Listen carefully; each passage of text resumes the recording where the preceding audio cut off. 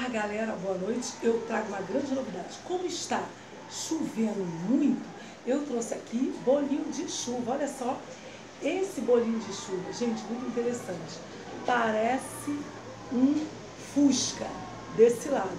E desse lado parece assim, uma tromba, alguma coisa. Não é tromba não, né? Agora, olha só esse daqui, que parece, gente, olha, um elefante, ó. Parece um elefante, olha só, que interessante. Do outro lado, ele parece um cachorro. Gente, como pode, né? Sendo que eu vou comer o elefante.